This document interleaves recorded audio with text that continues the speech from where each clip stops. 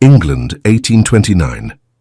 The morning mist clung to the grounds of Ashworth Manor like a shroud of memory, wrapping itself around ancient oaks and weathered stone with the same persistence that certain emotions wrap themselves around the human heart.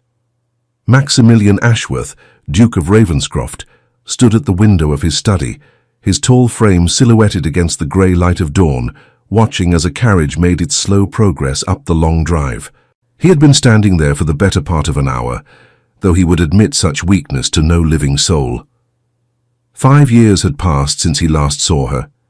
5 years, 2 months, and 14 days to be precise, though he did not allow himself to count the hours.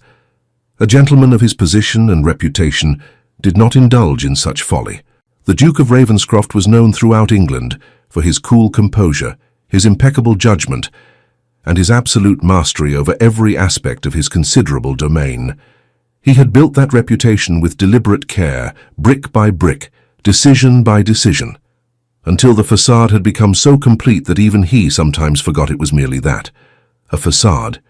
The carriage drew closer, and Maximilian felt something tighten in his chest, a sensation he had not experienced since the day he watched this same woman marry his brother.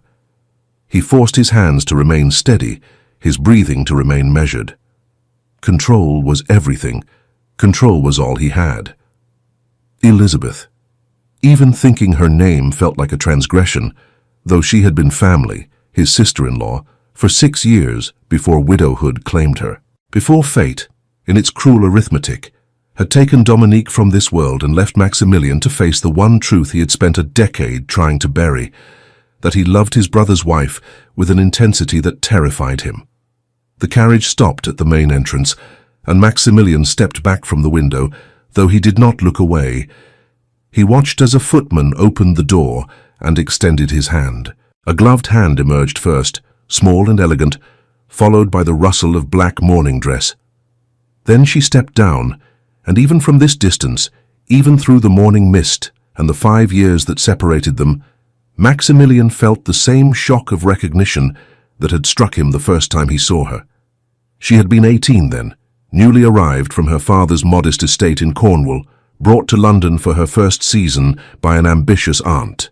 Maximilian had been 32, already duke for 10 years following his father's death, already hardened by responsibility and isolation into something that might have been mistaken for marble were it not for the warmth he took such pains to conceal. He had attended the Pemberton ball that spring evening with no expectations beyond fulfilling a social obligation.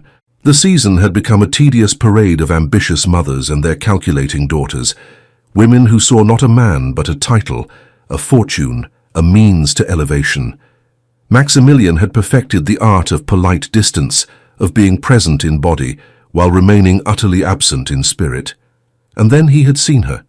She had been standing near the terrace doors, slightly apart from the crowd, her attention fixed on something beyond the glass, the garden, perhaps, or simply the escape it represented. The candlelight caught the gold in her hair, which she wore in a simpler style than fashion dictated, and there was something in her posture, a quality of stillness amid the chaos of the ballroom, that drew his eye like a sailor to a lighthouse. When she turned and their eyes met across the crowded room, Maximilian experienced something he had not felt since boyhood, complete and utter helplessness. It was as though every defense he had constructed, every wall he had built around his heart simply ceased to exist.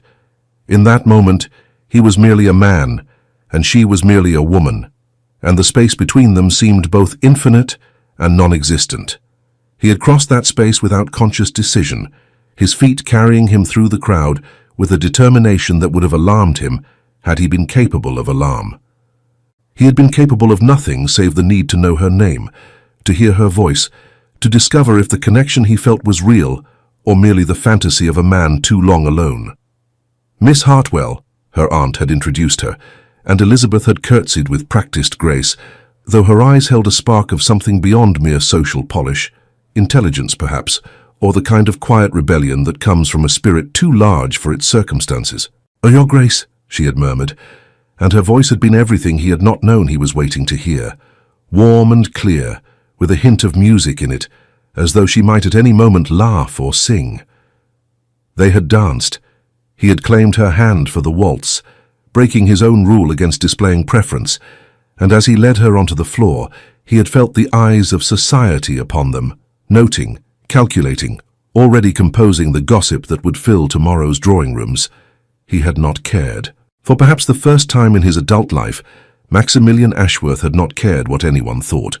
"You do not enjoy these gatherings, Miss Hartwell," he had said as they began to move through the figures of the dance.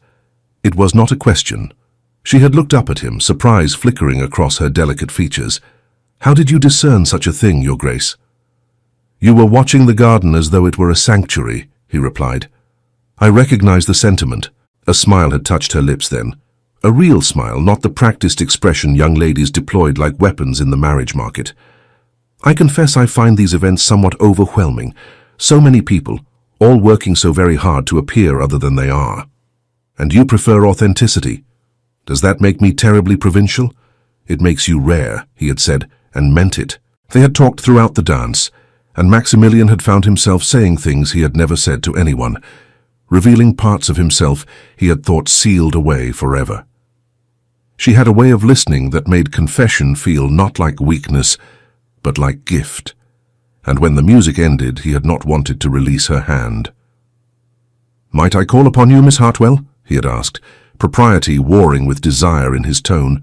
But before she could answer, Dominique had appeared at her elbow, flushed with champagne and high spirits, his handsome face alight with the careless joy that was his birthright as the spare rather than the heir.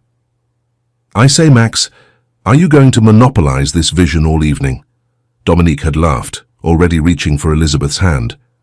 "Miss Hartwell, your aunt has promised me the next set. I do hope my fearsome brother hasn't frightened you into a decline."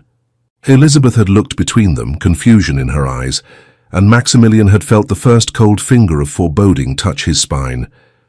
"Miss Hartwell, may I present my younger brother, Lord Dominique Ashworth," he had said, his voice perfectly level, betraying nothing of the sudden dread that filled him. Dominique had bowed with his characteristic flourish, all charm and golden beauty, his eyes already fixed on Elizabeth with an admiration he made no effort to conceal. "A pleasure beyond measure, Miss Hartwell. Though I must protest my brother's description, I am merely younger, not fearsome, and I dance considerably better. Come, let me prove it." He had swept her away before Maximilian could object, and the Duke had been left standing at the edge of the ballroom, watching his brother spin the woman he loved through the crowd. Even then, so early, he had known what was coming. Dominique had always been drawn to beauty like a moth to flame, and Elizabeth was more than beautiful. She was luminous. Over the following weeks, Maximilian had watched with growing resignation as his brother courted Elizabeth with single-minded devotion. Dominique had called upon her daily, sent flowers in quantities that bordered on absurd, composed terrible poetry that somehow charmed rather than repelled, and generally conducted himself with the sort of passionate intensity that Maximilian could never permit himself. And Elizabeth, barely 18 and new to London, had been swept away by it all. How could she not be? Dominique offered everything that Maximilian, in his careful control, could not. Spontaneity, laughter, the promise of a life lived in joy rather than duty. Maximilian had told himself he was being rational. He was the Duke. Marriage for him was a matter of alliance and obligation, not emotion. Dominique, as the younger son, could afford to marry for love. It was better this way, practical, sensible. He had repeated these lies to himself, even as he gave his blessing to their engagement, even as he made the arrangements for the wedding to be held at Ashworth Manor, even as he stood as witness, while his brother pledged himself to the only woman Maximilian had ever loved. On the wedding day, Elizabeth had smiled at Dominique with such happiness that Maximilian had felt something inside him crack. He had raised his glass at the wedding breakfast and offered a toast to the happy couple, his voice steady, his expression serene, while inside he bled. That night, he had locked himself in his study with a bottle of brandy and faced the truth he could no longer deny. He loved Elizabeth Hartwell with a completeness that made a mockery of duty and control, and she would never be his. The years that followed had been an exquisite torture. Elizabeth and Dominique had made their home in the east wing of Ashworth Manor. close enough that Maximilian saw her daily, heard her laughter in the corridors, watched her transform from a girl into a woman. He had perfected the role of concerned elder brother, had played the part so well that he almost convinced himself it was real. Almost. There had been moments when the mask had nearly slipped. Afternoons when he found her reading in the library, and they fell into conversation, the words flowing between them with the same ease they had shared that first night. Mornings when he encountered her in the garden, and she asked his opinion on the roses, her face up-tilted to his, sunlight gilding her skin. Evenings when they sat across from each other at dinner, and their eyes met over the candles, and for just an instant he saw something in her gaze that made him wonder. But he never acted on those moments, never allowed himself to do more than imagine what might have been. She was Dominique's wife, and that made her sacrosanct. Dominique, for his part, had seemed happy. His natural exuberance had been somewhat tempered by marriage, but he remained devoted to Elizabeth, showering her with affection and attention. If there were moments when Maximilian glimpsed shadows in his brother's eyes, if there were times when Dominique's gaiety seemed forced, the Duke attributed it to the normal adjustments of married life. Then had come that terrible morning 5 years ago when a groom arrived at the manor, his horse lathered and his face white, bearing news that would shatter everything. Dominique's curricle had overturned on the road from Brighton. The horses had bolted. It had been instantaneous. Maximilian had gone to Elizabeth himself to deliver the news. He had found her in the morning room, working on her embroidery, the sunlight streaming through the windows and turning her hair to gold. When he told her, she had simply stopped, the needle frozen in mid-air, her face draining of all color. "No," she had whispered. "No, that cannot be. We were to go to the theatre next week. He promised. He promised." Then she had collapsed, and Maximilian had caught her, had held her while she shattered against him, her grief so raw and terrible that it had nearly undone him. For the first and only time, he had allowed himself to hold her, to smooth her hair, to whisper useless words of comfort against her temple. The funeral had been a nightmare of propriety and ritual. Elizabeth had stood beside Maximilian in her widow's weeds, a figure of such pale, perfect sorrow that she seemed carved from moonlight. She had not wept during the service, had maintained a composure that rivaled his own, and only he had noticed the way her hands trembled, the way she swayed slightly when they lowered the coffin into the ground. Afterward, she had stayed at Ashworth Manor for the period of deep mourning, but the joy had gone out of the place. She moved through the rooms like a ghost, speaking only when necessary, eating little, sleeping less. Maximilian had done what he could, ensuring she was cared for, respecting her grief, maintaining the distance that propriety demanded. 6 months after Dominique's death, Elizabeth had informed him of her intention to retire to the dower house on her father's estate in Cornwall. She needed, she said, to be away from memories to find some measure of peace. Maximilian had not argued, though the thought of her leaving had felt like a second death. On the day of her departure, he had stood in this same study at this same window and watched her carriage disappear down the drive. She had not looked back. 5 years of silence had followed. Elizabeth had written occasionally, brief notes acknowledging holidays and important dates, always perfectly polite and utterly impersonal. Maximilian had responded in kind, maintaining the fiction that she was simply a distant relation, someone for whom he felt only familial concern. And now she was returning. The letter had arrived 3 weeks ago, her handwriting still as elegant as he remembered, informing him that she would be concluding her mourning and accepting his long-standing invitation to visit Ashworth Manor. Something about estate business that required his attention, matters pertaining to the settlement Dominique had established for her. Maximilian had read the letter a dozen times, searching for meaning between the lines, finding none. She was coming because practicality demanded it, nothing more. He would receive her with perfect courtesy, attend to whatever business required attention, and send her on her way. It would be perfectly civilized. He had believed this right up until the moment he saw her step from the carriage. She had changed. The girl who had left 5 years ago had become a woman in truth. The girlish roundness had refined into elegant lines, and there was something in the way she carried herself now, a quality of self-possession that had not been there before. The widow's weeds suited her in a way that made Maximilian's chest tighten. She wore mourning like a queen, all dignity and grace, but it was her face that stopped his breath.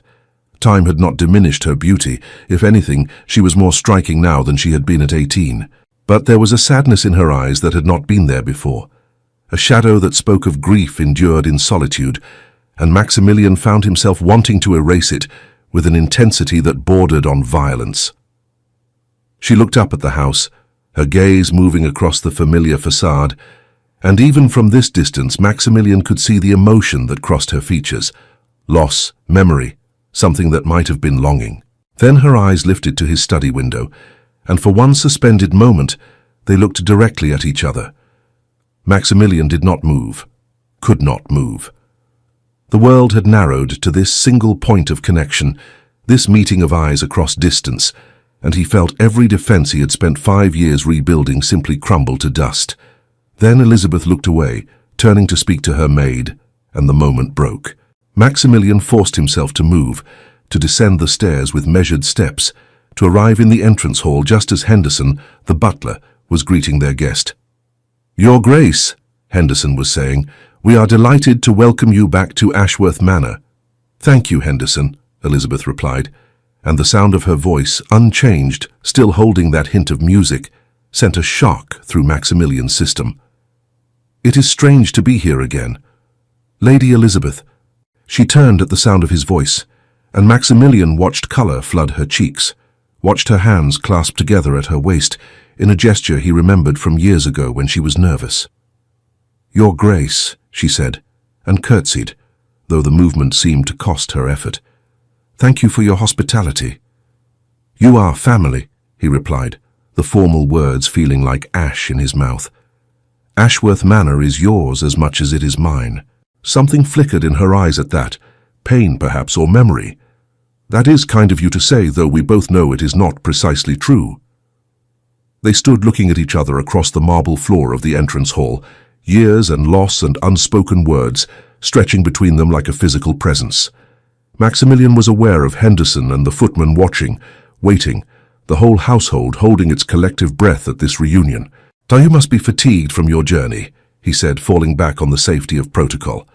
"Henderson will show you to your rooms. I have had the rose suite prepared. It has always received the afternoon light you favor." "You remembered," she said softly, and something in her tone made him look at her more closely. "I remember everything," he said, then cursed himself for the admission. Color rose in her cheeks again, and she looked away. "I should like to rest before dinner, if that would not be inconvenient." "Of course. We dine at 8, but please do not feel obligated to join me if you would prefer a tray in your room." "No," she said quickly, then seemed to catch herself. "That is, I would not wish to be rude. I shall join you for dinner." "Very well," he inclined his head. "Until this evening, then." She curtsied again and followed Henderson up the stairs, her maid trailing behind with a small valise.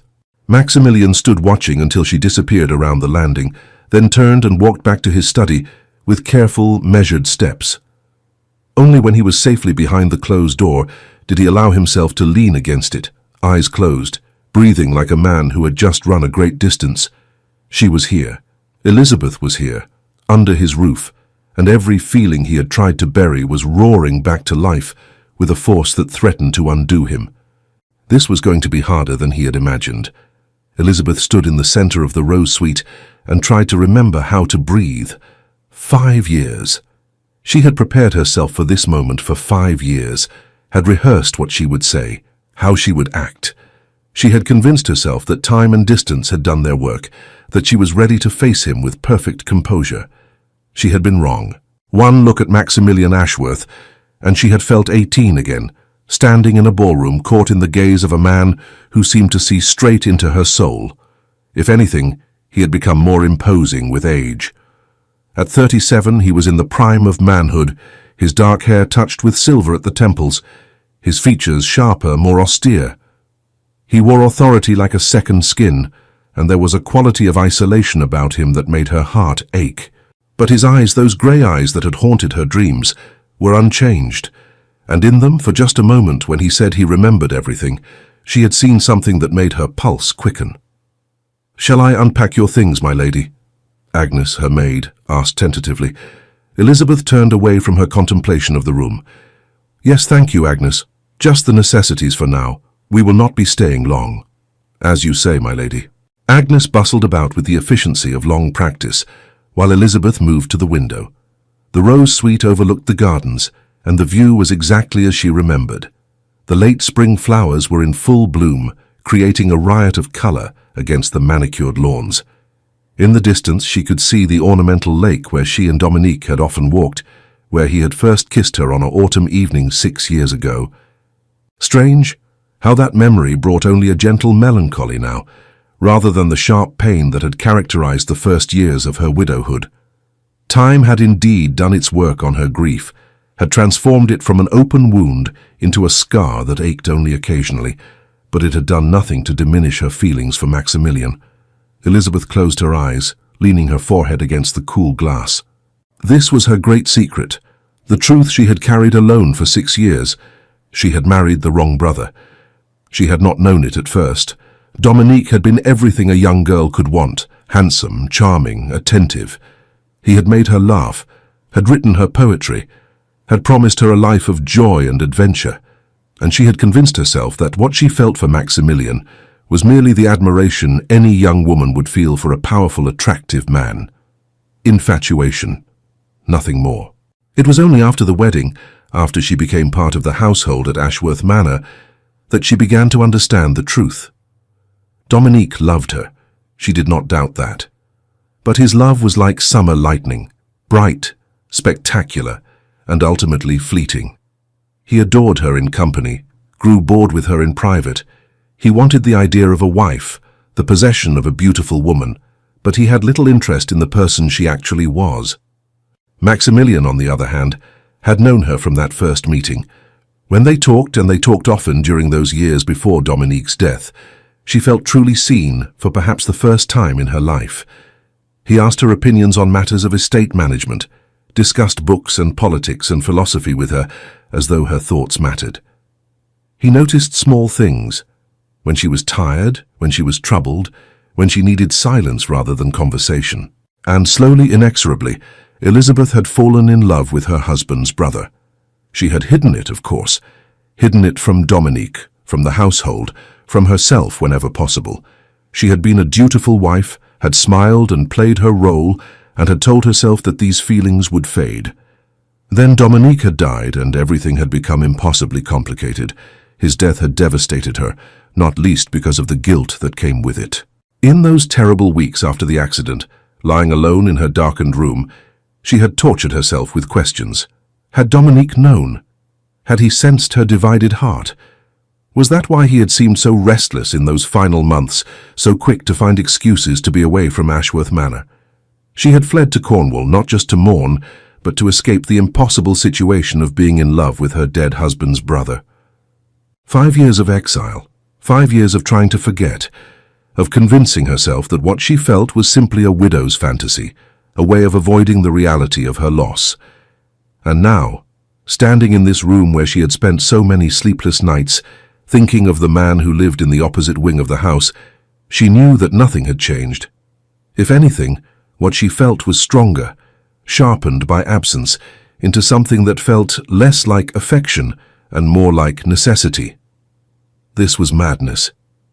She should have stayed in Cornwall, should have found some way to handle the estate business through correspondence. Coming here had been a mistake. But even as she thought it, Elizabeth knew she would not leave, could not leave, not yet, not until she understood whether what she had glimpsed in Maximilian's eyes was real or simply her own desperate hope reflected back at her. "Your bath is ready, my lady," Agnes announced. Elizabeth turned from the window. "Thank you, Agnes. I believe I shall rest after I bathe. Please wake me an hour before dinner." She needed to gather her strength, needed to prepare herself to sit across from Maximilian Ashworth and pretend that her heart was not threatening to pound out of her chest at the mere thought of him. It was going to be a very long evening. Dinner was a study in careful formality. Maximilian sat at the head of the long dining table, Elizabeth to his right in the position of honor. The distance between them was perhaps 3 feet, but it might as well have been miles for all the warmth the setting provided. Footmen moved silently through the room, serving course after course of exquisitely prepared food that Maximilian barely tasted. Elizabeth had changed into a dinner dress of dark grey silk, still morning colours, but a shade lighter than the black she had worn for travelling. The dress was cut in the latest style, though not ostentatiously so, and it showed to advantage the elegant lines of her figure. She wore no jewellery save a simple strand of pearls, her only adornment, and she needed none other. "I trust you found your rooms comfortable?" Maximilian asked, breaking a silence that had stretched too long. "Very comfortable, thank you," Elizabeth replied, her eyes fixed on her plate. "Nothing has changed.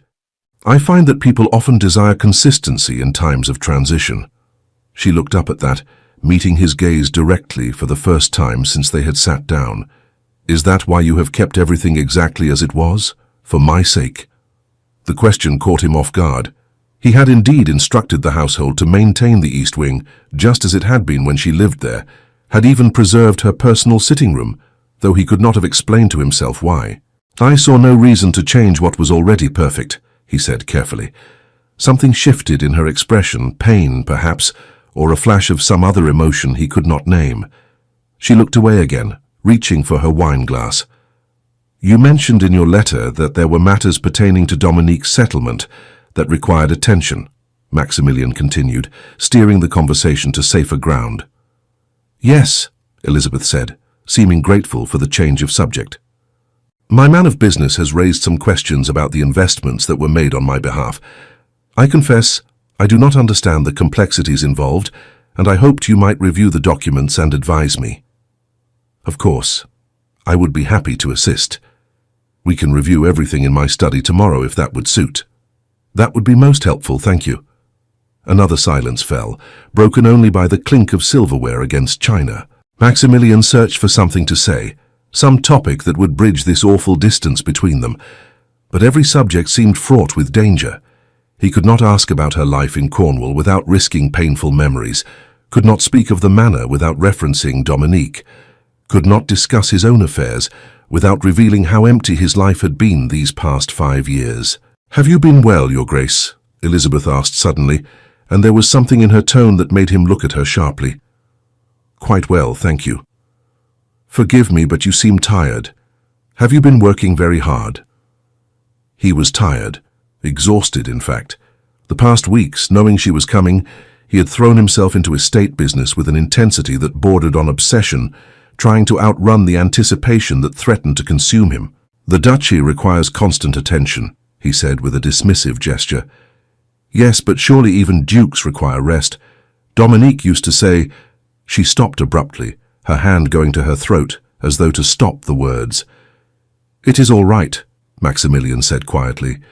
"You need not avoid speaking of him on my account. I do not wish to cause you pain."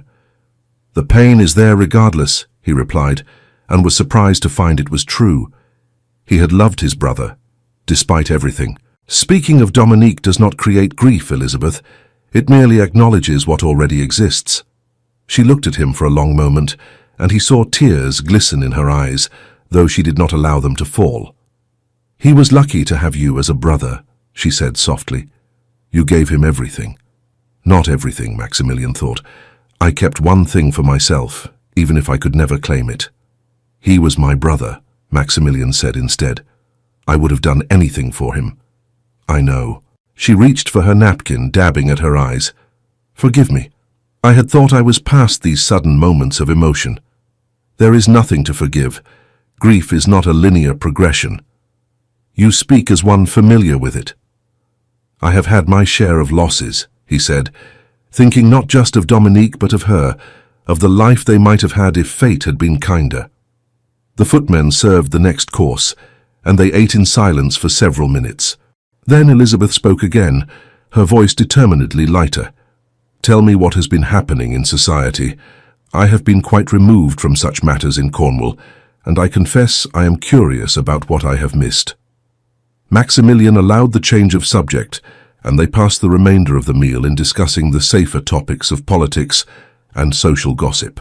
He told her about the controversies in Parliament, the scandals that had rocked the ton, the marriages and births and deaths that marked the passage of time among their class.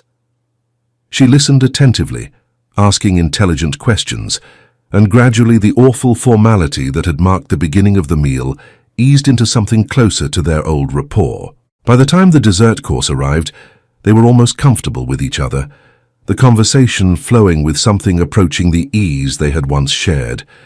It was dangerous, this comfort. Dangerous because it reminded Maximilian of all the reasons he had fallen in love with her, because it made him forget for moments at a time that she was forbidden to him, that she had been his brother's wife, and could never be anything more to him. When dinner concluded, Elizabeth rose and Maximilian stood immediately. "Thank you for a lovely evening, Your Grace," she said formally. "The pleasure was mine, Lady Elizabeth." She curtsied, but as she straightened, their eyes met, and Maximilian saw something in her gaze that made his breath catch. It was there only for an instant, a flash of longing so intense it seemed to illuminate the space between them. And then it was gone, shuttered away behind the careful composure she wore like armor. "Good night," she whispered, and fled the dining room before he could respond. Maximilian stood staring at the empty doorway long after she had gone, his heart pounding in his chest like a war drum. He had not imagined it. That look, that moment, she had felt it too, this connection that defied propriety and reason. The question was, what was he going to do about it? Nothing, he told himself firmly. He would do nothing. She was his brother's widow, and that made her sacred. He would help her with her estate business, would be courteous and hospitable, and would send her back to Cornwall with his conscience intact. But even as he formed these resolutions, Maximilian knew they were lies.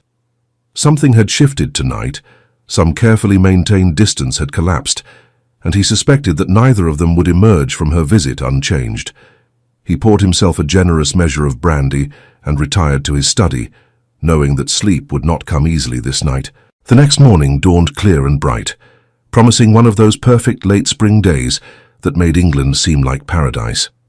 Elizabeth woke early, her sleep having been troubled by dreams she could not quite recall upon waking, though they left her with a lingering sense of loss and longing.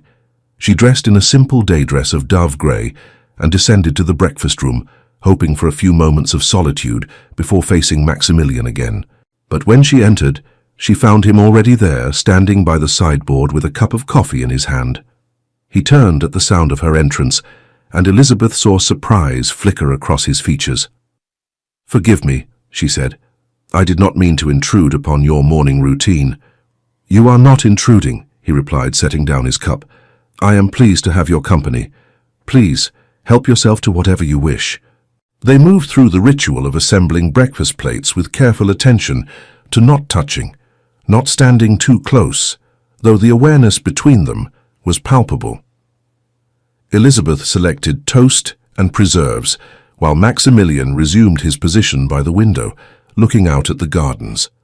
"I thought perhaps we might review those documents after breakfast," he said, "unless you would prefer to wait until later in the day." "No, this morning would be perfect," Elizabeth replied, taking her seat at the table. "I confess I am anxious to understand the situation fully." "Anxious in what way?" She hesitated, then decided on honesty. "My man of business believes that some of the investments made on my behalf were perhaps too conservative. He feels I could be receiving better returns." Maximilian frowned. "The investments were made according to Dominique's wishes, as expressed in the settlement he created at the time of your marriage." "Yes, but perhaps circumstances have changed. Perhaps there are opportunities now that did not exist then." He turned to look at her fully, and Elizabeth felt the weight of his regard like a physical touch. "You wish to take greater risks with your capital." "I wish to have the means to live independently," she said quietly. "The income from the settlement is adequate, but barely so. If I wish to maintain my own establishment, to have any sort of life beyond mere subsistence, I need to be more aggressive in my investments." Understanding dawned in his eyes. "You do not wish to live at your father's estate. My father is a dear man, but his house is small and his circumstances modest. I cannot burden him indefinitely with my presence." "You are not a burden." "Please," she interrupted. "I know what I am. A childless widow with a modest income and no prospects. I impose upon his hospitality, and while he would never say so, I know it is a strain." Maximilian set down his coffee cup with more force than necessary. "If your circumstances are difficult, you have only to say so. As Dominique's brother, it is my responsibility to ensure you are cared for." "I do not want charity," Elizabeth said, her voice sharper than she intended. "It would not be charity. It would be family obligation. I am not family, not truly." The words came out before she could stop them, and she saw him flinch as though she had struck him. "You were my brother's wife," he said, his voice carefully neutral. "That makes you family in every way that matters."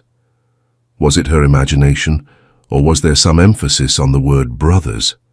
Some subtle stress that suggested he wished circumstances were otherwise? "Forgive me," Elizabeth said, looking down at her plate. "I did not mean to sound ungrateful. Your generosity is more than I deserve."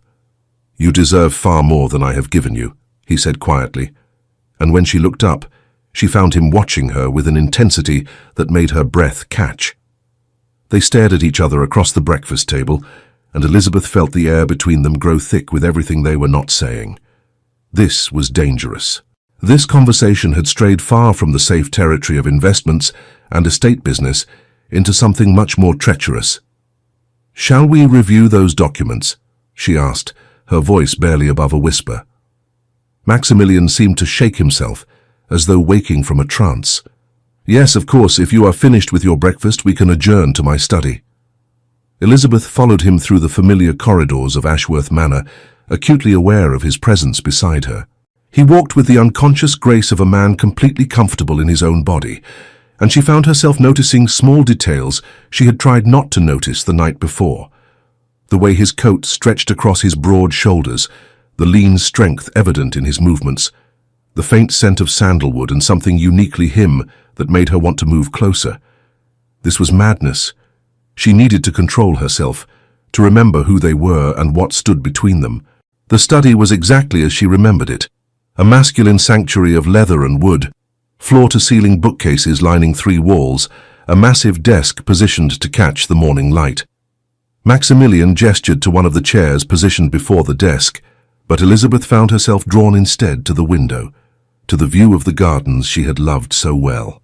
"I used to watch you from here," Maximilian said suddenly, and Elizabeth turned to find him standing very still, his hands clasped behind his back. "When you walked in the gardens, I would tell myself I was merely ensuring you were safe. But that was a lie. I watched because I could not help myself." Elizabeth's heart began to pound. "Your Grace." "Maximilian," he said quietly, "when we are alone, please. We have known each other too long for such formality." "Maximilian," she repeated, and the name felt both forbidden and right on her tongue. "Why are you telling me this?" He moved closer, and she saw that the careful control he wore like armor was cracking, revealing something raw and desperate beneath. "Because I am tired of lies, tired of pretending. You asked last night if I had been well, and I gave you the answer propriety demanded. But the truth is that I have not been well since the day I watched you marry my brother." Elizabeth could not breathe, could not move, could only stand frozen as he continued, the words pouring from him as though a dam had burst. "I have spent 12 years loving you in silence," Maximilian said, his voice rough with emotion. 12 years of watching you belong to someone else, of playing the role of brother when I wanted to be so much more, and I told myself it was enough, that simply being near you was sufficient. But it was never enough, Elizabeth. It will never be enough." "Stop," she whispered, though she was not certain whether she meant the word or whether it was simply the only sound she could form. "I should not have spoken," he said, turning away from her abruptly. "Forgive me. This is unforgivable. You came here seeking help with business matters, and I have—" He broke off, running a hand through his hair in a gesture of frustration that was utterly unlike his usual composed self. "I will arrange for my solicitor to review your documents. You need not remain at Ashworth Manor. I will send you whatever recommendations—" "I love you," Elizabeth said. The words fell into the silence like stones into still water, creating ripples that spread and spread. Maximilian froze, his back still to her, and she saw his shoulders tense, Elizabeth, I love you, she repeated, stronger now. I have loved you since that first night at the Pemberton ball. Before I even knew Dominique existed, before I understood what love truly was, I loved you. He turned slowly and she saw that his face had gone pale. You married my brother. Yes, she said, and tears began to slip down her cheeks, though she did not bother to wipe them away. I married Dominique because I was 18 and foolish, and I convinced myself that what I felt for you was impossible, because he was kind and charming and offered me everything a young girl thinks she wants. Because you were a duke and I was nobody, and I thought, her voice broke, I thought you could never want someone like me. Could never want... Maximilian crossed the space between them in 3 long strides, grasping her shoulders with barely restrained intensity. Elizabeth, you were everything. You are everything. There has not been a day, not an hour, when I have not wanted you. They stood so close now that Elizabeth could see the silver flecks in his grey eyes, could feel the heat of his body, could count his heartbeats in the pulse that hammered in his throat. This is impossible, she whispered. I know. You were his brother. I was his wife. We cannot... I know, he said again, but his hands had moved from her shoulders to frame her face, his thumbs brushing away her tears with infinite gentleness. We cannot. We should not. And yet here we are. What are we going to do?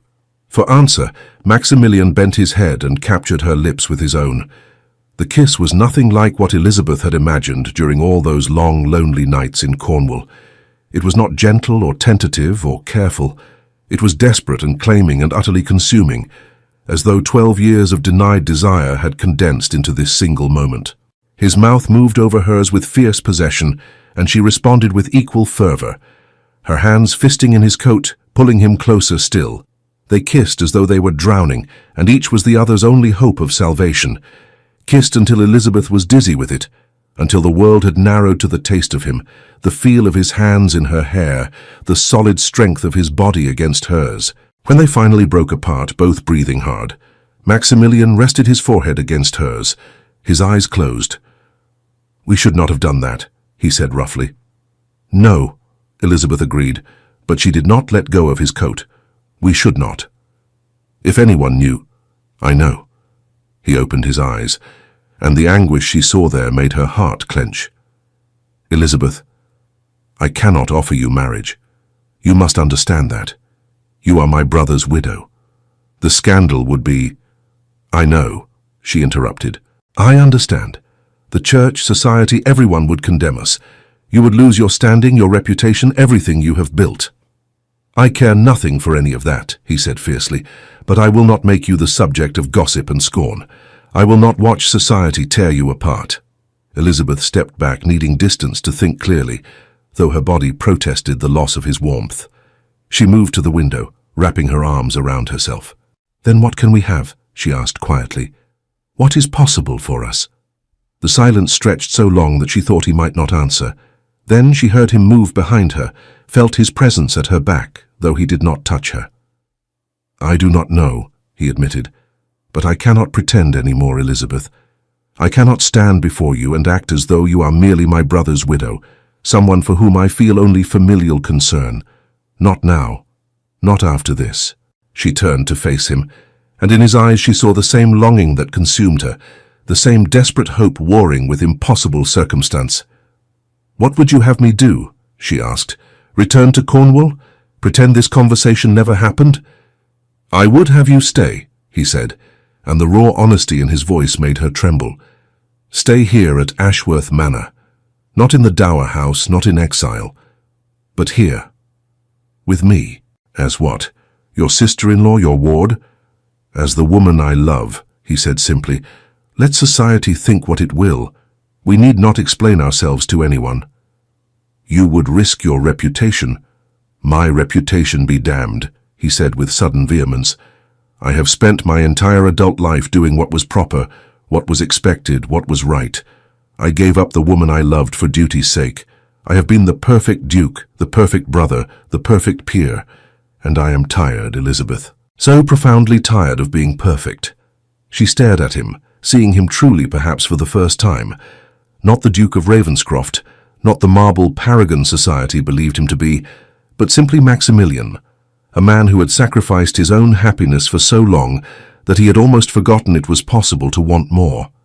"If I stay," she said carefully, "if we do this, whatever this is, we must be discreet.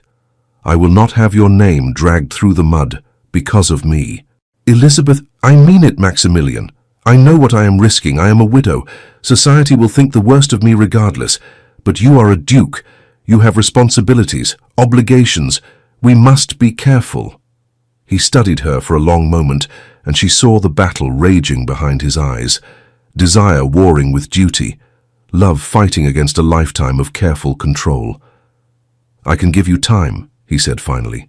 "We need not decide everything today. Stay for a fortnight at least." "Let us see." He broke off, seeming to struggle for words. "Let us see what might be possible." It was not a declaration of forever. It was not a promise of marriage or even of a future together. But it was something, and Elizabeth found herself nodding before she had consciously decided to do so. "A fortnight," she agreed. Maximilian exhaled, and some of the tension drained from his frame. "Thank you." "For what?" "For not running, for staying, for giving us this chance, however small." She moved closer to him, reaching up to touch his face with gentle fingers.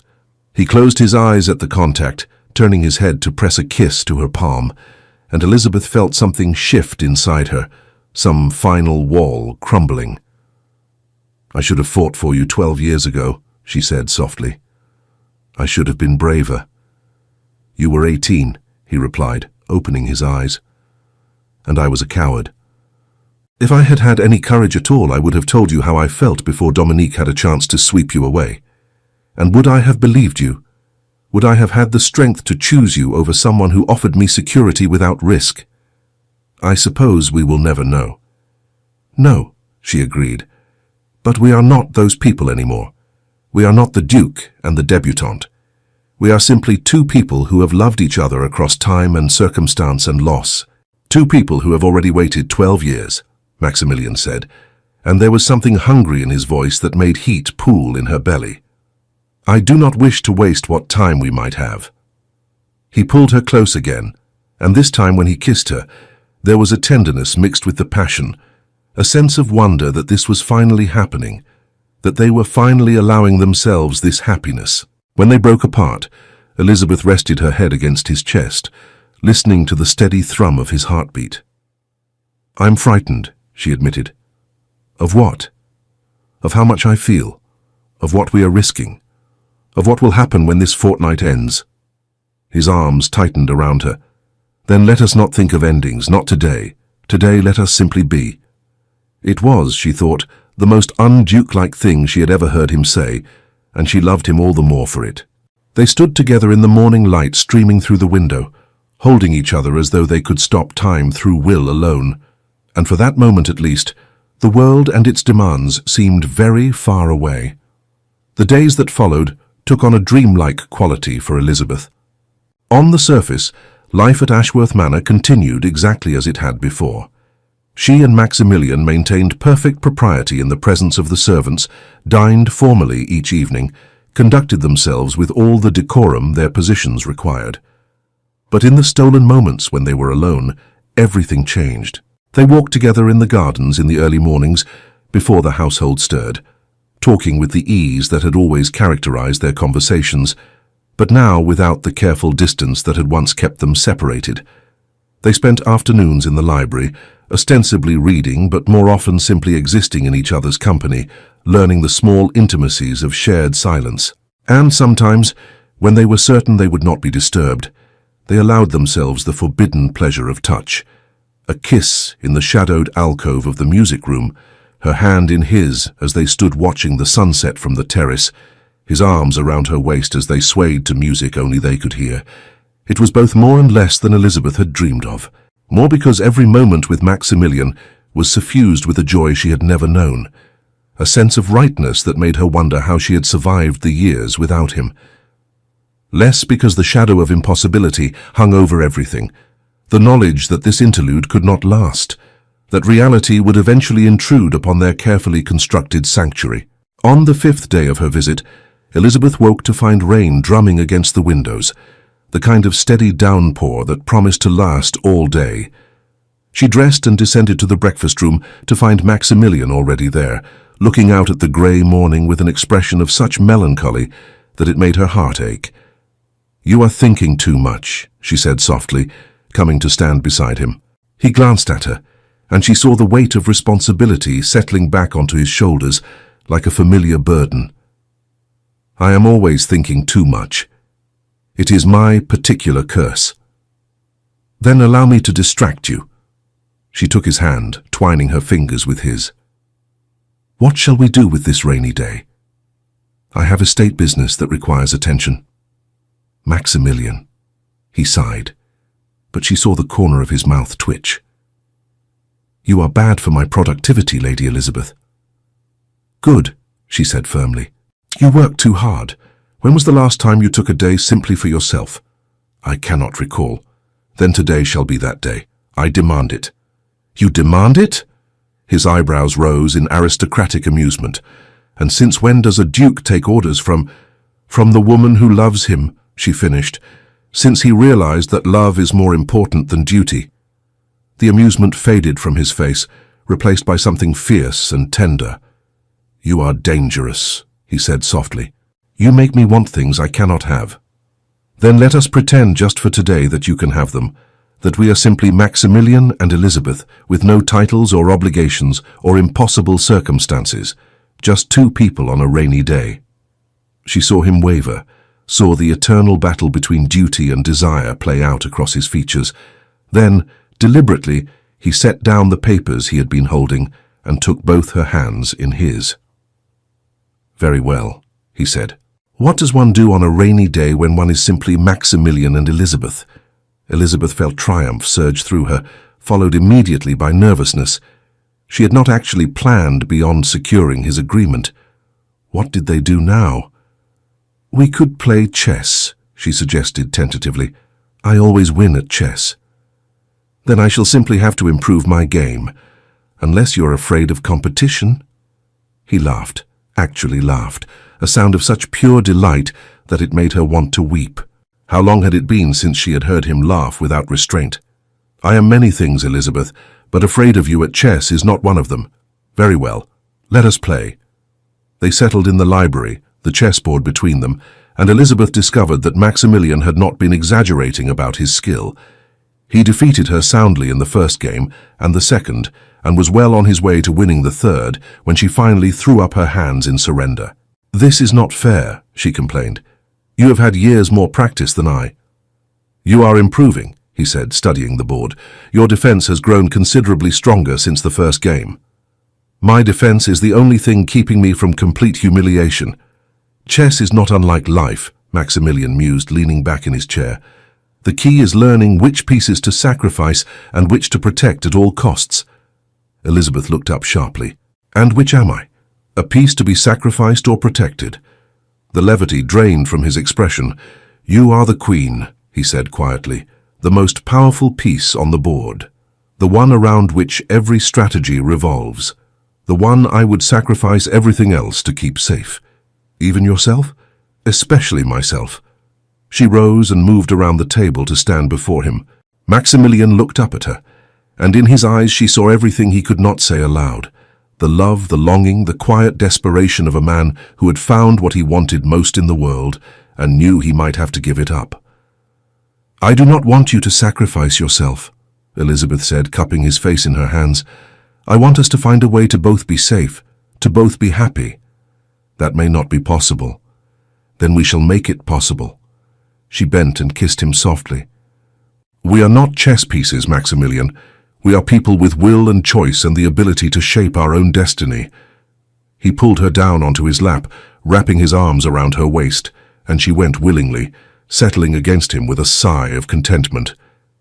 They sat like that for a long while, listening to the rain, wrapped in each other and the quiet peace of the moment. "Tell me about Cornwall," Maximilian said eventually. "What was your life like there?" Elizabeth considered how to answer. "Lonely," she said finally. "I told myself I was mourning, that I needed solitude to grieve properly, but the truth is I was hiding, from society, from memory, from you." From me? Every letter you sent was torture, she admitted. Your handwriting, your words, always so proper, so distant. I would read them and imagine what you might say if you allowed yourself to be honest. And then I would hate myself for thinking of you at all when I should have been thinking of Dominique. Maximilian's arms tightened around her. I wrote 100 different versions of every letter, poured out my heart, and then burned the pages because I had no right to burden you with feelings you could not reciprocate. Except I did reciprocate them. We were both suffering in silence, both convinced we were alone in our feelings. What a waste, he said bitterly, all those years. Not wasted, Elizabeth corrected gently. We needed them. We needed time to grieve, to grow, to become the people we are now. If we had come together too soon, the guilt would have destroyed us. And you feel no guilt now. She was quiet for a moment, examining her conscience with ruthless honesty. I feel guilt about many things, she said slowly. About not loving Dominique the way he deserved. About being glad sometimes that I am free to feel what I feel for you without betrayal. But guilt about loving you? No. I think perhaps I have always loved you from that very first moment, and I cannot feel guilty about something that feels as fundamental as breathing. You are much braver than I, Maximilian said. No, I have simply learned that life is too short to spend it denying what makes us happy. Dominique taught me that in the end. How so? Elizabeth shifted to look at him directly. He knew, she said quietly. Before he died, I think he knew that my heart belonged to you. Maximilian went very still. He never said anything to me. No, he would not have. But there were moments in those last months when he would look at me with such sadness. And once, when he had perhaps drunk too much wine, he said something strange. What did he say? He said, "Promise me that when I am gone, you will not spend your life alone. Promise me you will find someone who loves you as you deserve to be loved." And when I asked what he meant, he just smiled and said, "You know who I mean."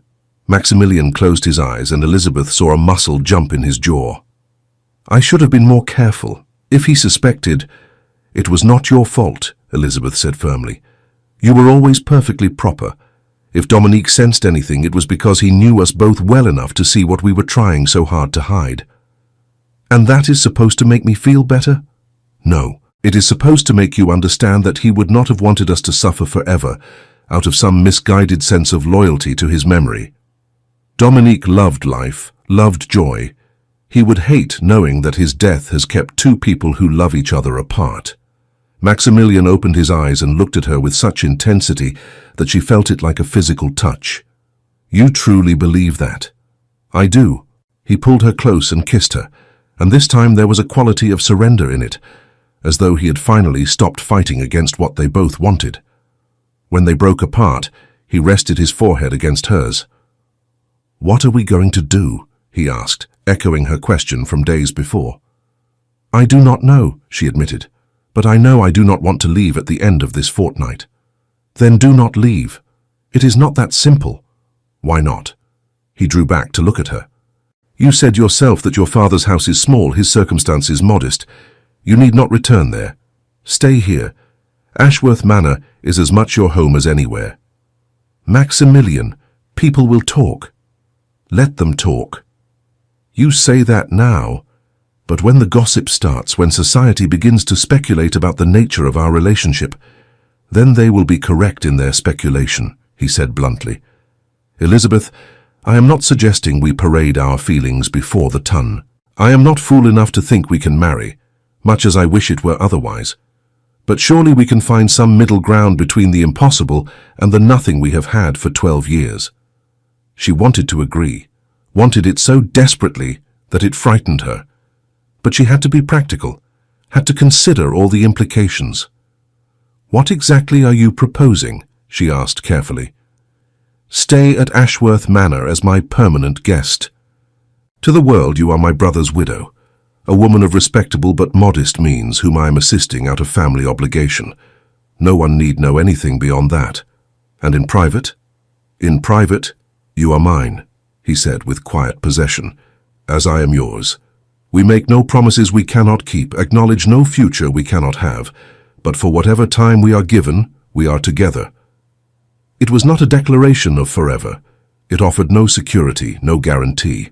They would be living a lie, always careful, always hidden, but it was more than they had, and less than they deserved, and Elizabeth found that her heart was saying yes, even as her mind catalogued all the reasons she should refuse. "I need to think," she said. "Take all the time you need." But even as he said it, they both knew that time was not unlimited, that each day brought them closer to the moment when she would have to decide, return to Cornwall and the safety of solitude, or stay at Ashworth Manor and risk everything for a chance at happiness. The rain continued to fall, and they sat together in the library, wrapped in each other's arms, as though they could hold back the future through will alone. That evening, dinner was a strained affair. The easy companionship of the morning had given way to tension as the weight of decision pressed upon them both. Elizabeth picked at her food, her appetite gone, while Maximilian drank more wine than was his custom, his usual control fraying at the edges. Finally, unable to bear the silence any longer, Elizabeth set down her fork. "I have been thinking about what you said," she began. Maximilian looked up, and she saw hope and fear war in his expression. And I think—" She broke off, struggling to find the right words. "I think we need to be honest about what we are asking of each other. You speak of my staying here as though it were simple, but there is nothing simple about what you are proposing. I know that. Do you?" She leaned forward, her gaze intense. "You are asking me to live in your home, under your protection, with all the implications that carries, to be dependent upon your goodwill, your discretion. If you should tire of me, if you should meet someone you could actually marry—" "That will not happen," he said fiercely. "You cannot know that. You are 37, Maximilian, in the prime of your life. You should marry, should have an heir. The duchy requires it." "The duchy has required many things of me," he said, his voice hard. "I have given it my entire life. Surely I am entitled to one thing that is mine alone. But I would not be yours alone. I would be your dirty secret, the woman you cannot acknowledge. How long before you came to resent me for it?" He rose from his chair and came around the table to kneel beside her, taking her hands in his. "Elizabeth, look at me." She did, and saw in his eyes a certainty that took her breath away. "I have loved you for 12 years, he said. 12 years of watching you belong to someone else, of playing a role I hated, of pretending I felt something other than what consumed me every waking moment. Do you truly believe that I would offer you this? Would ask you to stay? If I had any doubt about what I want? People change, I will not change. Not about this, not about you." He raised her hands to his lips, kissing her knuckles with infinite tenderness. "If I could marry you, I would do so tomorrow. If I could give you my name, my title, everything I possess, I would lay it all at your feet without hesitation.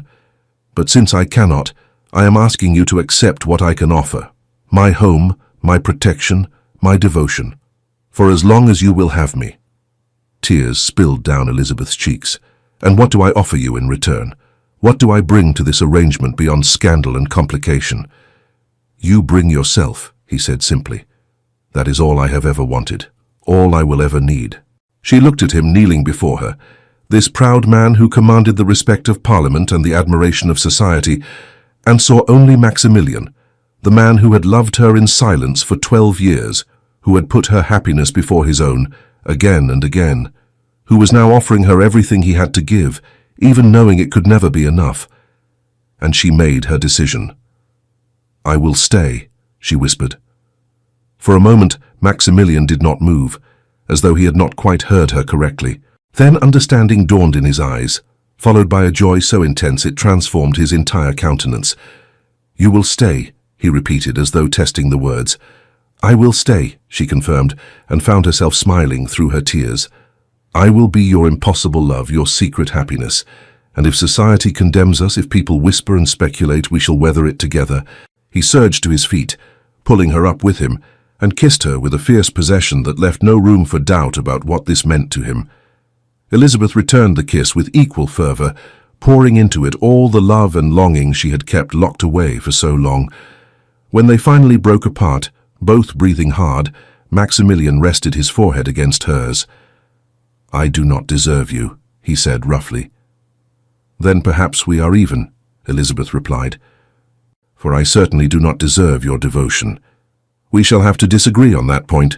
She laughed, and the sound was bright with possibility, with hope, with the future they were choosing to build together, despite all the reasons they should not. What happens now? She asked. Now, Maximilian said, his thumb tracing the line of her jaw. We determine how to make this work. You will need your own rooms, of course. The Rose Suite is yours for as long as you wish it. We must be discreet, especially with the servants. The household will gossip regardless, but we need not provide them with proof of anything improper. I understand. There will be times when I must entertain, when society demands my presence. You need not attend those functions if you do not wish to. And if I do wish to? He smiled. Then you will attend as a valued member of my household, my brother's widow. Nothing more, nothing less. It was not an ideal solution. There would be challenges, complications, moments when the restrictions chafed, but standing there in his arms, looking into eyes that held 12 years of love, Elizabeth found she did not care about ideal. She cared only about this, about him, about them, about the chance they were finally allowing themselves. When shall I send for the rest of my things? She asked practically. Tomorrow, today, whenever you wish. He grinned, and it made him look younger, happier than she had ever seen him. I confess I am impatient to have the matter settled. Afraid I will change my mind. Terrified, he admitted.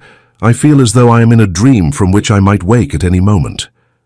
Elizabeth reached up and touched his face, letting him feel the reality of her presence.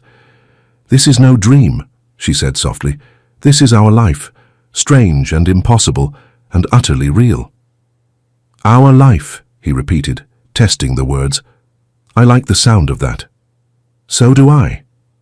They stood together in the dining room, holding each other as the candles burned low and the household settled into sleep around them. For the first time in 12 years, Elizabeth felt truly at peace. The future remained uncertain, filled with challenges and risks, but they would face it together, and that made all the difference. In the weeks that followed, they established a rhythm that was both familiar and entirely new. To the household and the few visitors who called at Ashworth Manor, Elizabeth was simply the Duke's sister-in-law, a widow of modest means, who had taken up permanent residence in the Rose Suite. The servants gossiped, of course. Servants always did, but they had no proof of anything improper, and Maximilian was such a formidable presence that no one dared question his arrangements aloud. In private, however, the house became a sanctuary for their love. They stole moments throughout the day, meetings in the library that were ostensibly about books, but became opportunities for stolen kisses, walks in the garden where they could talk freely without fear of being overheard, evenings in his study after the servants had retired, where they could simply exist together without pretense. Elizabeth discovered things about Maximilian that 12 years of acquaintance had never revealed.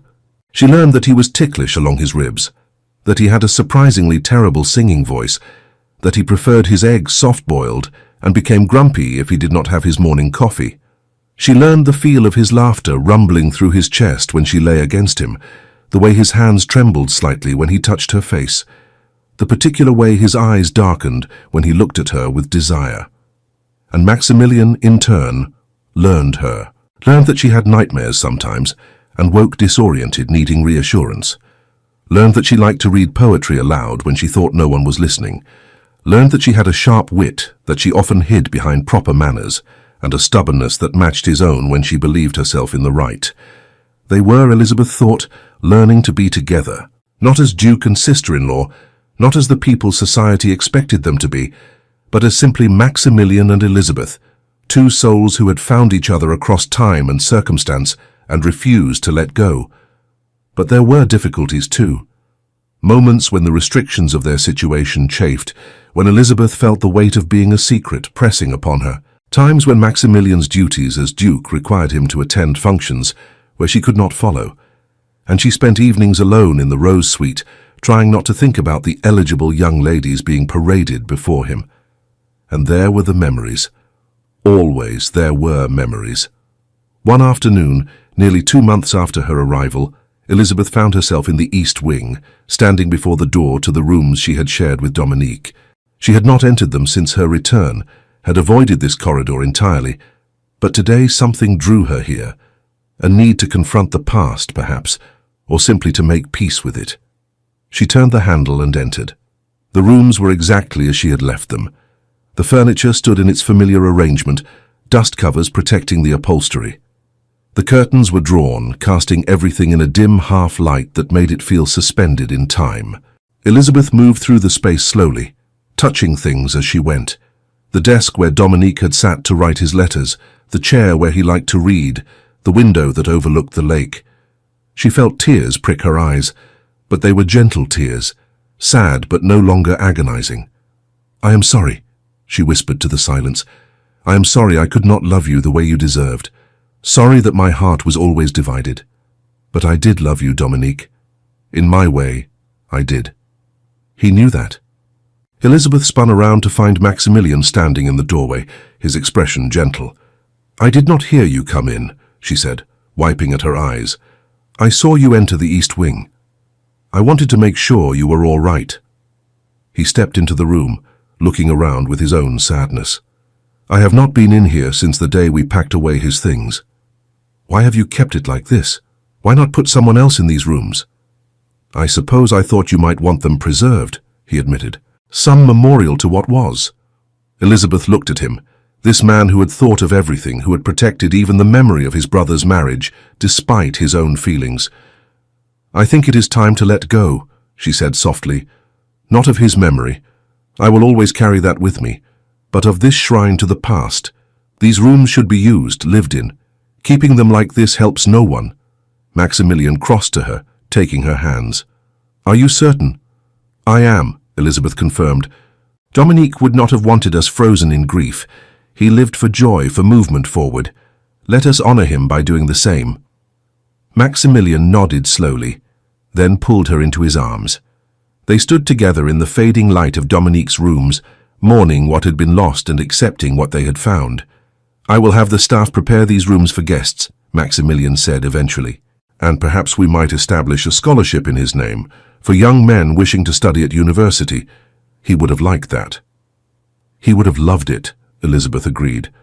They left the East Wing together, closing the door on the past, and Elizabeth felt something shift inside her, not the forgetting of what had been, but the acceptance of what was. She had loved Dominique as well as she was able. She had mourned him properly, and now she was choosing to live again, to embrace the happiness that had found her in the most unexpected of places. Summer arrived in full glory, transforming Ashworth Manor into something out of a fairy tale. The gardens bloomed with extravagant color, the days stretched long and golden, and the house itself seemed to relax into the warmth, as though it too had been waiting for this season of happiness. Elizabeth had been in residence for 3 months, and the household had settled into their new normal. The servants no longer whispered quite so much, or if they did, they kept their speculation to themselves. Lady Elizabeth was a fixture now, someone who belonged, and if the Duke seemed happier than he had been in years, well, that was surely a good thing. For Maximilian, these months had been a revelation. He had spent so long believing that happiness was something other people experienced, something forever beyond his reach, that he hardly knew what to do with it now that it had arrived. He found himself smiling at odd moments, humming while he worked, feeling a lightness in his chest that he had not experienced since before his father died, and the weight of the duchy settled onto his shoulders. Elizabeth was everywhere in his life now. Her presence had transformed Ashworth Manor from a house into a home. She had redecorated the drawing room with bright fabrics and fresh flowers, had reorganized his library according to some system that made sense only to her but worked brilliantly, had somehow convinced his cook to try new recipes that resulted in dinners that were actual delights rather than mere sustenance. But more than the physical changes, she had changed him, had taught him that it was acceptable to take an afternoon for pleasure rather than work, that laughter was not a sign of weakness, that love could be sustaining rather than painful. They had been careful, discreet, exactly as they had promised each other. But there were moments when Maximilian wanted nothing more than to announce to all of England that Elizabeth was his, propriety be damned. Moments when he resented the necessity of keeping their love hidden, of pretending she was merely his brother's widow, rather than the woman who owned his heart entirely. One such moment came on a particularly glorious July afternoon when they were entertaining visitors, Lord and Lady Pembroke, old family friends who had called to pay their respects. Elizabeth had joined them for tea in the drawing room, playing the role of gracious hostess with perfect aplomb, and Maximilian had been forced to watch as Lord Pembroke, a widower himself, paid her marked attention. "Lady Elizabeth, you must visit our estate in Kent," Lord Pembroke was saying, his admiration barely disguised. "My gardens are said to rival even those of Ashworth Manor, and I would be honoured to show them to you." "You are too kind, my lord," Elizabeth replied with polite distance. But Maximilian saw the way Pembroke looked at her and felt something primitive and possessive surge through him.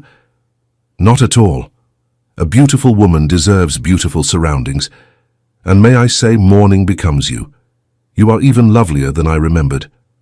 Maximilian's hand tightened on his teacup with enough force that he was surprised it did not shatter. Lady Pembroke, bless her, seemed to sense the tension and quickly changed the subject.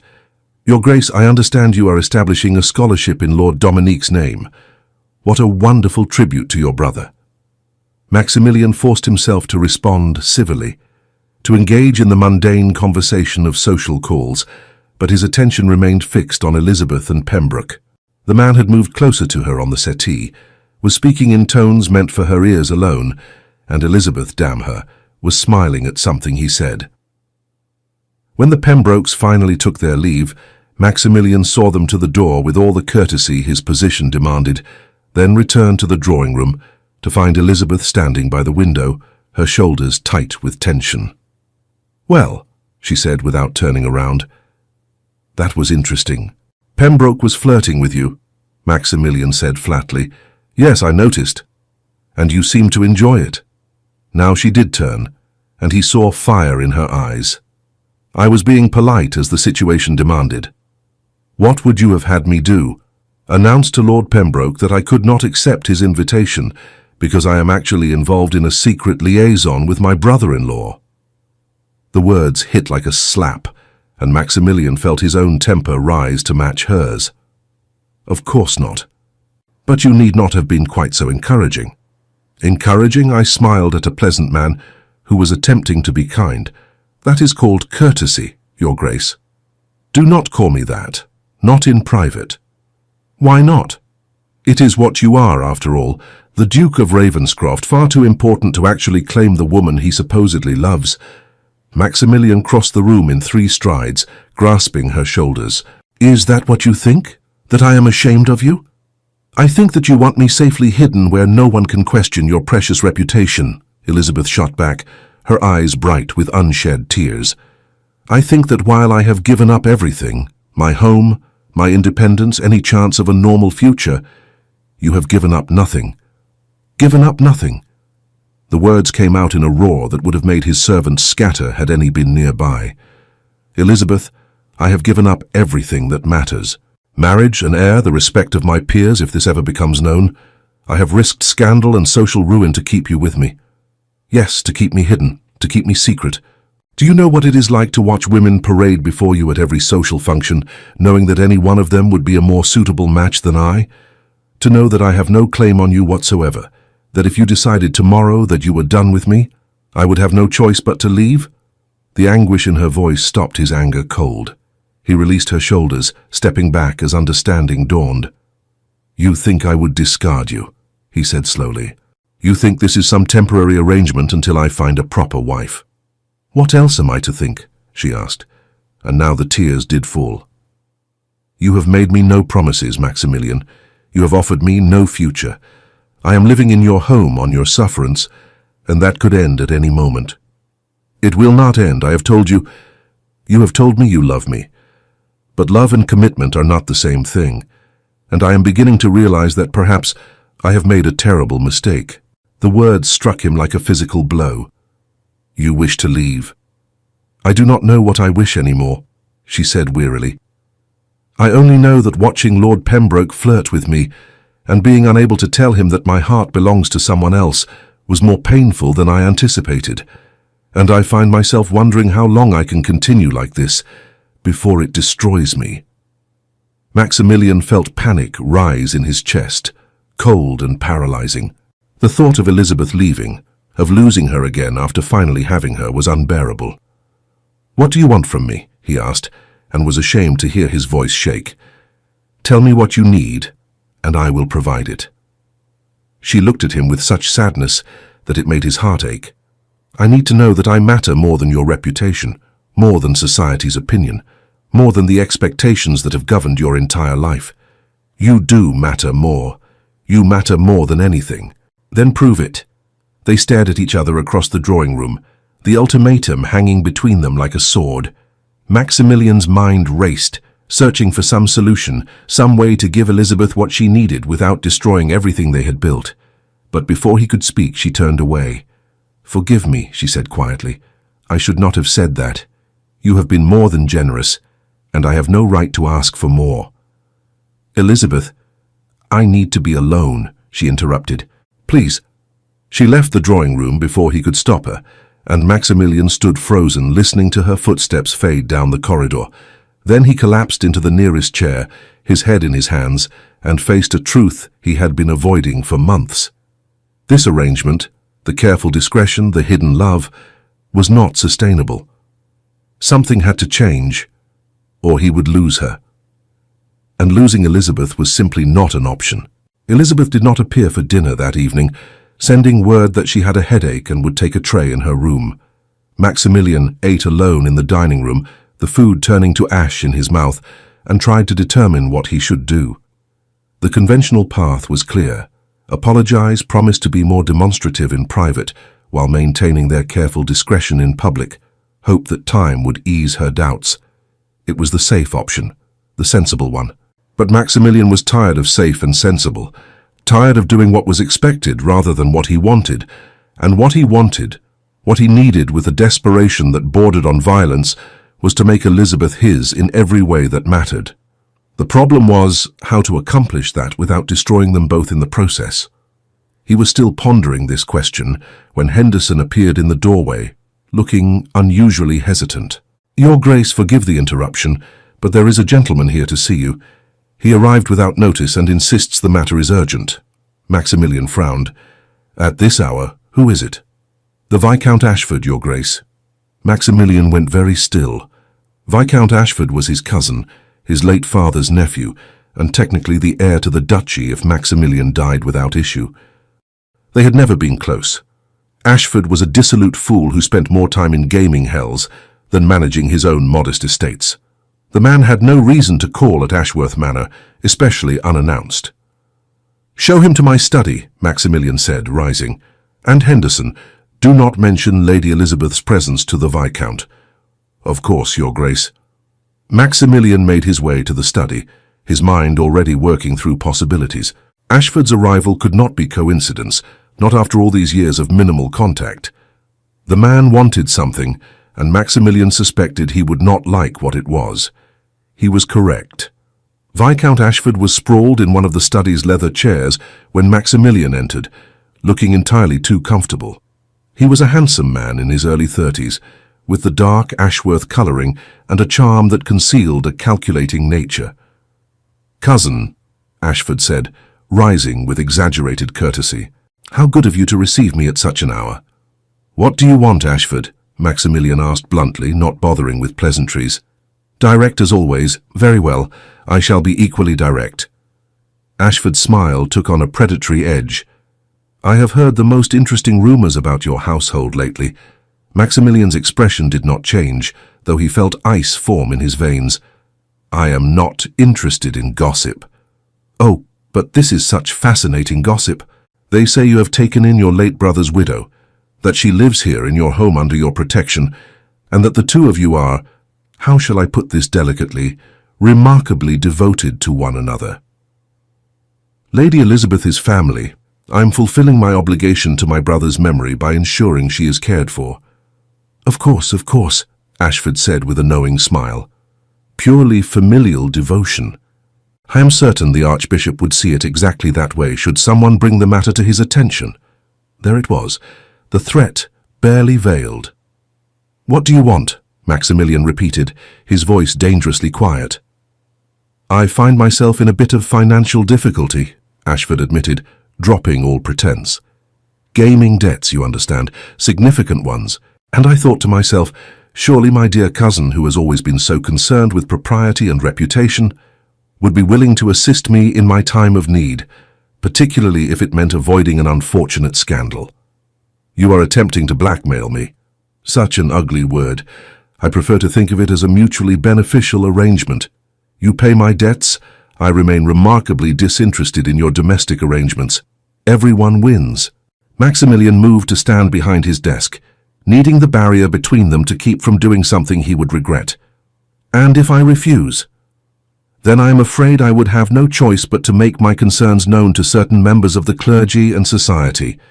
The Duke of Ravenscroft living in sin with his brother's widow, it would be the scandal of the decade.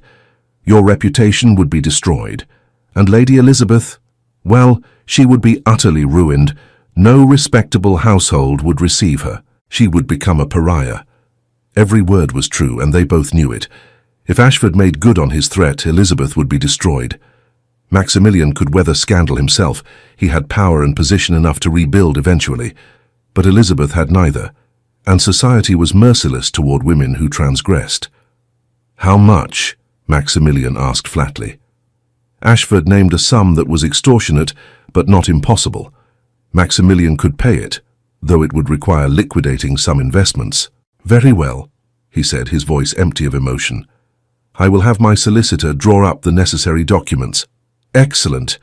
I knew you would be reasonable, cousin. And of course, this ensures my complete discretion going forward. I am nothing, if not a man of honor." The irony of that statement was so profound that Maximilian almost laughed. Almost. "Get out of my house," he said instead. Ashford rose, all false bonhomie. "I shall await word from your solicitor." "Thank you for your generosity, Your Grace. Family should always help family, after all." He left, and Maximilian stood alone in his study, fury and frustration warring within him. He had been a fool to think they could maintain this arrangement without consequences, had been naive to believe that their careful discretion would be sufficient protection. And now they had a choice. Continue as they were, always vulnerable to exposure and blackmail, or make a change so dramatic that it eliminated all possibility of scandal because there would be nothing left to hide. The answer came to him with sudden clarity, so obvious he wondered why he had not seen it before. He had been asking the wrong question. The question was not how to keep Elizabeth hidden, but how to claim her so publicly, so completely, that no one would dare question his right to do so. And there was only one way to accomplish that. Elizabeth was sitting by the window in the Rose Suite, staring out at the moonlit gardens when she heard the knock on her door. She had been crying, something she despised, but seemed unable to prevent lately, and she quickly dabbed at her eyes before calling out permission to enter. She expected Agnes, perhaps bringing a fresh pot of tea. She did not expect Maximilian to stride into her room with an expression of such fierce determination that it made her breath catch. "Maximilian, you should not be here," she said, rising quickly. "If anyone sees—" "I do not care who sees," he said, and there was something in his voice that was different, dangerous. "Let them see. Let them all see." "What are you talking about?" He crossed to her in 3 long strides, taking her hands in his with barely restrained intensity. "Marry me." Elizabeth stared at him, certain she had misheard. "What?" "Marry me," he repeated, and now she saw that his eyes were blazing with an emotion she could not name, triumph mixed with something that looked almost like fear. "Marry me, Elizabeth. Be my wife in truth, not just in my heart." "Maximilian, we cannot. You know we cannot. I was Dominique's wife. The church forbids a man from marrying his brother's widow, yes, in England, but not everywhere. There are places, Scotland, certain European countries, where such marriages are permitted. We could go to Scotland, marry there, and return as husband and wife." Elizabeth felt dizzy, the world tilting beneath her. "The scandal would be enormous." "Let it be enormous. Let society rage and gossip and condemn. I do not care any more, Elizabeth. I am tired of caring what anyone thinks beyond you and me. What changed? This afternoon you were arguing that we needed to be discreet. This afternoon I was a fool, he interrupted. And this evening, my cousin Ashford paid me a visit with the express purpose of blackmailing me over our relationship. Elizabeth gasped. What? He knows, or suspects, which amounts to the same thing. He threatened to expose us unless I paid his considerable gaming debts, which I will do because I will not allow you to be hurt by this, but it made me realize something. What? That we are always going to be vulnerable like this, always living in fear of exposure, of scandal, of someone using our love as a weapon against us, unless we remove the weapon entirely by making our relationship legitimate. But the scandal will be terrible, he acknowledged. For approximately 6 months, we will be the most talked about couple in England. Society will be scandalized. The Archbishop will probably denounce us from the pulpit. We will be cut by half the ton. Your reputation will be destroyed. My reputation, he said with sudden vehemence, has been my prison for 30 years. I am tired of being the perfect duke, tired of sacrificing everything I want on the altar of propriety. I want you, Elizabeth. I want to wake up beside you every morning. I want to introduce you as my wife, not my brother's widow. I want children with you if we are blessed with them. I want a life, a real life, not this half-existence we have been maintaining. Elizabeth felt tears streaming down her face again, but these were different tears. You would risk everything for me? I would risk everything, he confirmed, because a life without you is not worth living, because you matter more to me than reputation or duty or the opinion of every peer in England, because I love you with everything I am, and I am done pretending otherwise. She looked at him, this man who had loved her in silence for 12 years, who had put her happiness before his own again and again, who was now offering to overturn his entire world for her sake, and felt her last defenses crumble. Yes, she whispered. Yes. He looked almost afraid to believe it. Yes, I will marry you. Yes, I will be your wife. Yes, to all of it, scandal and gossip and whatever comes. He pulled her into his arms and kissed her with such fierce joy that it stole her breath. When they finally broke apart, both were laughing through their tears. We should leave immediately, Maximilian said, already planning. We can be in Scotland in 4 days if we travel hard. I will obtain a special license. Maximilian. He stopped, looking down at her. I love you, she said simply. I should have said it more. Should have said it every day since I arrived. But I was afraid, and I let fear make me small. I am done being small. I love you, and I am honored to be your wife. The honor is entirely mine, he said, and kissed her again. They spent the rest of the night making plans, giddy as children plotting an adventure. They would leave in 2 days, taking only what they needed, traveling as quickly as possible to Gretna Green, where marriages could be performed without banns or license. They would be married by a blacksmith over an anvil, utterly scandalous, completely irregular and perfectly legal. And then they would return to Ashworth Manor as husband and wife, and let society make of it what they would. Are you frightened? Elizabeth asked as dawn began to lighten the sky. Terrified, Maximilian admitted, but also happier than I have ever been. You make me brave, Elizabeth. You make me want to be more than I ever thought possible. Then we shall be brave together, she said, and sealed the promise with a kiss. 2 days later they departed Ashworth Manor before dawn, taking only a small travelling case and Maximilian's most trusted valet. They told no one where they were going or why, leaving instructions only that they were to be left undisturbed for a fortnight. The journey to Scotland was long and arduous, but Elizabeth had never been happier.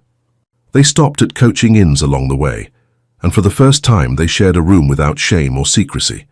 Maximilian would introduce her as his intended, and Elizabeth would feel a thrill every time, the reality of what they were doing slowly sinking in. They were really doing this, they were going to be married.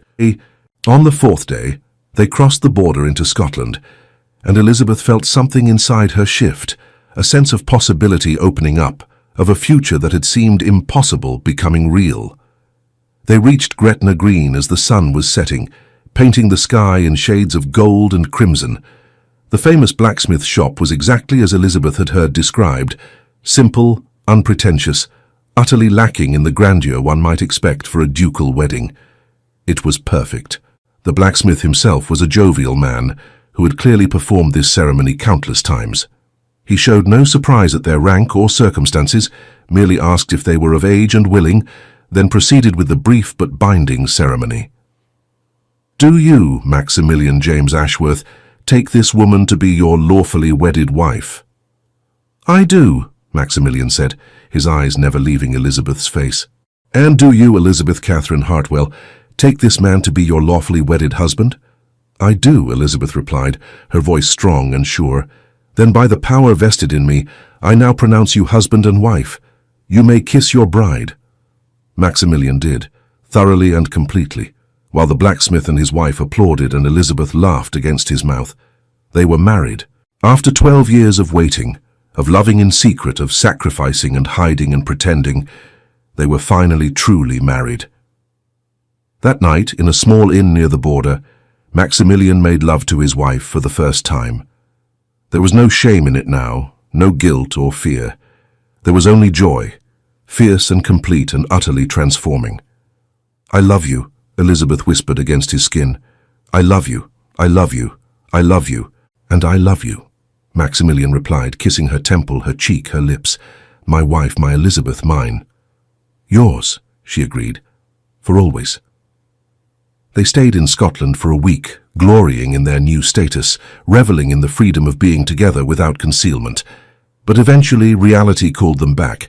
They had to return to England, had to face whatever consequences awaited them. The journey back to Ashworth Manor was slower, more contemplative. They both knew that crossing back into England meant entering a storm.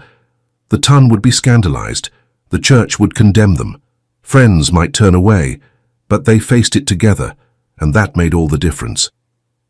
They arrived at Ashworth Manor on a bright morning in late August. The house looked exactly as they had left it, solid, enduring, home. But everything had changed, because they had changed. Henderson met them at the door, his face carefully neutral, though Elizabeth thought she saw approval in his eyes. "Welcome home, Your Grace." "Your Grace," he said, addressing them both, and Elizabeth felt a thrill at hearing herself called by her new title. "Thank you, Henderson," Maximilian said. "Please assemble the staff in the main hall. My wife and I have an announcement to make." Within minutes, the entire household had gathered. Footmen and maids, the cook and the gardeners, everyone who made Ashworth Manor function. They stood in careful rows, their expressions ranging from curious to knowing, and Elizabeth felt her heart pound. Maximilian took her hand, giving it a reassuring squeeze, then addressed the assembled staff. "I wish to inform you all that Lady Elizabeth and I were married in Scotland 1 week ago. She is now the Duchess of Ravenscroft, and I expect her to be treated with all the respect and deference that position commands." There was a moment of stunned silence. Then, to Elizabeth's surprise, Henderson began to applaud. One by one, the rest of the staff joined in, and Elizabeth saw genuine happiness on many faces. Perhaps, she thought, they had not been as discreet as they had believed. Perhaps the household had known all along and had simply chosen to remain silent out of loyalty. "Thank you," Maximilian said, his voice rough with emotion. "That will be all." The staff dispersed and Maximilian turned to Elizabeth. "Well," he said, "that went better than expected."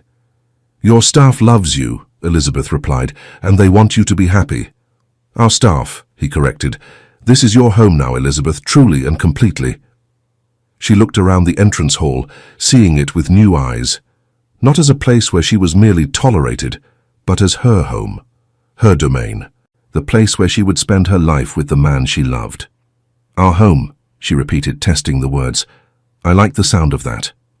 Over the following weeks, the scandal they had anticipated materialized with predictable fury. Letters arrived daily, some congratulatory, many condemning. Society columnists had a field day, speculating about the circumstances of their courtship, questioning the propriety of the marriage, debating whether the Duke had dishonored his brother's memory. The Archbishop of Canterbury himself sent a strongly worded missive expressing his disappointment in the Duke's choice and suggesting that perhaps a significant donation to the Church might help atone for the irregularity of the marriage. Maximilian responded to none of it. He went about his duties as Duke with his customary efficiency, made no apologies, and offered no explanations. To those who asked, he said simply that he had married a remarkable woman whom he loved deeply, and that was the end of the matter. Gradually, the furor began to die down. Other scandals captured society's attention. Those who truly cared about Maximilian came to accept his choice, if only because his happiness was so evident that it could not be denied. And those who refused to accept it, well, they simply stopped calling at Ashworth Manor, and neither Maximilian nor Elizabeth missed them. 6 months after their marriage, they attended their first major social event together as husband and wife, a ball hosted by the Duchess of Devonshire, one of the few grandes dames of society who had publicly expressed support for their union. Elizabeth wore a gown of deep sapphire that brought out the blue in her eyes, and Maximilian could not stop looking at her. She was breathtaking, and she was his wife, his duchess, his love. As they entered the ballroom, conversation dimmed. Heads turned. Elizabeth felt the weight of 100 judging eyes upon her, and for a moment her courage wavered. Then Maximilian's hand tightened on hers. "Do not let them make you small," he whispered. "You are the Duchess of Ravenscroft. You are my wife. You have nothing to apologize for." Elizabeth lifted her chin and smiled, and together they walked into the ballroom as though they owned it. Which, in a sense, they did, not because of his title or their wealth, but because they had earned their happiness through sacrifice and waiting and refusing to let the world dictate whom they could love. The Duchess of Devonshire greeted them warmly, making a point of praising Elizabeth's gown and discussing estate matters with Maximilian as though there had never been any scandal at all. Others followed her lead, and gradually the evening took on a festive air. At one point, Elizabeth found herself standing with a group of ladies who were discussing the latest fashions, and one, a young woman newly married herself, leaned close and whispered, "Your Grace, forgive my boldness, but I must tell you that you have given hope to many of us. To know that love can triumph even over the strictest propriety, it is wonderfully romantic." Elizabeth smiled, feeling warmth spread through her chest. Perhaps they had done more than simply claim their own happiness. Perhaps in some small way, they had shown others that it was possible to choose love over convention, that the heart mattered more than society's rules. That night, as they prepared for bed in the ducal suite they now shared openly, Maximilian came up behind Elizabeth as she sat at her dressing table, placing his hands on her shoulders. "What are you thinking about?" he asked, meeting her eyes in the mirror. "About how far we have come," she replied. "About how worth it all was. The waiting, the scandal, everything, because I have you." He bent to kiss the curve of her neck, and she shivered at the contact. "And I have you, my beautiful, brave Duchess." "Our story is not what I would have written," Elizabeth mused. "If someone had told me 12 years ago that I would marry one brother, lose him, and eventually marry the other, I would have thought it impossible, scandalous, wrong. And now? Now I think that perhaps love writes its own story, and ours, for all its complications and unconventional twists, is a love story nonetheless. Perhaps even more so because of everything we overcame to be together." Maximilian turned her chair so she faced him, then knelt before her, taking her hands in his. "Elizabeth Ashworth, Duchess of Ravenscroft, I promise you that I will spend every day of the rest of my life proving that you made the right choice. That we made the right choice." "You already have," she said, cupping his face. "Every day, in 1,000 small ways, you show me that love is worth fighting for, worth waiting for, worth everything." He kissed her then, deeply and thoroughly, and carried her to their bed. And as they came together in passion and love and perfect trust, Elizabeth thought that perhaps happy endings were not about perfection or ease. Perhaps they were about finding someone worth fighting for, and then refusing to let go no matter what the world threw at you. A year later, Elizabeth stood in the nursery of Ashworth Manor, holding her newborn daughter in her arms. The baby had Maximilian's dark hair and Elizabeth's blue eyes, and she was absolutely perfect. Maximilian entered quietly, his expression softening as he saw them. "How are my girls?" he asked, coming to wrap his arms around them both. "Perfect," Elizabeth replied, looking down at their daughter. She is absolutely perfect. Like her mother, Maximilian said, kissing Elizabeth's temple. We should decide on a name, Elizabeth said. I was thinking... She paused, suddenly uncertain. I was thinking perhaps Dominique, for a middle name.